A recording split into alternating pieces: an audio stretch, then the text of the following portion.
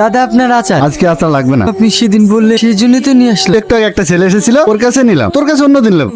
এখনো পর্যন্ত গাড়ি পাঠাওনি? তোমরা জানো যে আমি আসছি, তবুও তোমাদের কোনো খেয়াল নেই। কত সুন্দর দেখতে, ওপরওয়ালা অনেক যত্নে বানিয়েছে। আপনি কোথায় যাবেন ম্যাডাম? তুমি গাড়িওয়ালা? না, আমি আচারওয়ালা। তাহলে আমি কোথায় যাবো তুমি জিজ্ঞেস করছো কেন? মানে একটু হেঁটে গেলেই সামনে বাস স্ট্যান্ড। বুঝতে পারছি ম্যাডাম, আপনারা অনেক বড় লোক মানুষ, গাড়ি ছাড়া চলেনি না। একটা কথা বলবো ম্যাডাম? বলো। আপনি কিন্তু অনেক সুন্দর। তুমি এখানে? এই বাড়িতে আমার মা কাজ করে, এটা আপনাদের বাড়ি? বুঝিনা ম্যাডাম আমি আসছি। এই দাঁড়া, তোর হাতে ওটা কি? শুনে ম্যাডাম, দে বলছি, দে। বিশ্বাস করে আবার মুখে তর্ক। দে। তুমি খালি খালি আন্টির গায়ে হাত তুলে, এগুলো তো সব নোংরা জিনিস। আন্টি আপনি বা এগুলো নিয়ে গিয়ে কি করবে? এগুলোর মধ্যে কিছু কিছু জিনিস ভালো ছিল, সেগুলো বেছে নিয়ে মা ছেলে খেতাম। বয়স হয়ে যাচ্ছে, তবুও তোমাদের ব্যবহার চেঞ্জ হবে না।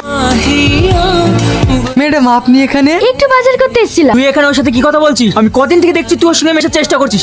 কি ব্যাপার? ম্যাডাম কি আমার ভালো লাগে? তুই এত বড় সাহস, তুই আমার সামনে এরকম কথা বলিস? এরপরও যদি তোকে আমার মেয়ের আশেপাশে দেখেছি।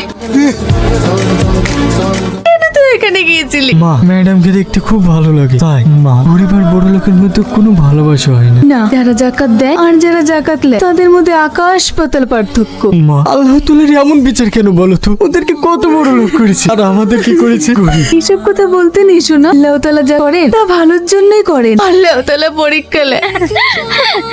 রিয়াজ, কালকের ঘটনার জন্য আই এম সো সরি। আমি বুঝতে পারিনি ব্যাপারটা এমন হবে। আমারই ভুল হয়েছে, কিন্তু আমি কখনো ভেবেও দেখিনি যে গোলাপেও কাটা থাকে।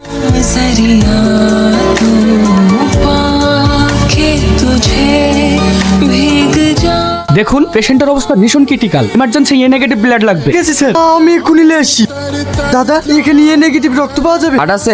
না। কেউ কি রক্ত দিতে পারবে? আমি দেবো। ঠিক আছে চলো। আপনারা কোনো চিন্তা করেন না, ম্যাডামের কিচ্ছু হবে না। তুই এখানে এত নিষেধ করে সত্যি তুই এখানে চলে এসেছিস? চল মজা দেখাচ্ছি। তোর তো না তোমার মেয়ের এই অবস্থা, তোকে কি আমি শেষ করে ফেলবো? কি হয়েছে এখানে? স্যার, এই শয়তানটা আমার মেয়েকে ডিস্টার্ব করে, ওর জন্য আজ আমার মেয়ে মৃত্যুর সঙ্গে পাদে লড়ছে স্যার। নিয়ে চলো ওকে। আমার কথাটা শুনে দয়া করে আমার ছেলেকে ছাড়িয়ে দিন। ছাড় আমাকে। আঙ্কেল, ওর কোনো দোষ নেই। ও ছিল বলে তুই না প্রাণে বেঁচে গেছে।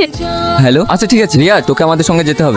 মা, আর তুমি কথা বলো মা, তুমি আমাকে একাই মেডিকে যেতে পারো না মা। অফিসার, ওর নির্দোষ, আমারই কি চিন্তা ভুল হয়েছে, আমি আমার অভিযোগটা তুলে নিতে চাই। একবার কথা বলো মা।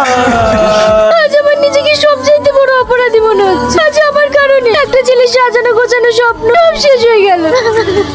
কোথায় যাচ্ছ? আমি গ্রামে ফিরে যাচ্ছি। একটা কথা বলবো, তুমি আমায় ভালোবাসো? আপনাকে ভালোবাসার মতন আমার অকাত নেই ম্যাডাম। মা ছেলে অনেক স্বপ্ন নিয়ে এই শহরে এসেছিলাম, ভেবেছিলাম অনেক টাকা ইনকাম করবো, দুমুঠো ভালো খাবার খাবো, ভালো সাজ পোশাক পরবো, কিন্তু এই শহর আমার সবকিছু কেড়ে নিল ম্যাডাম।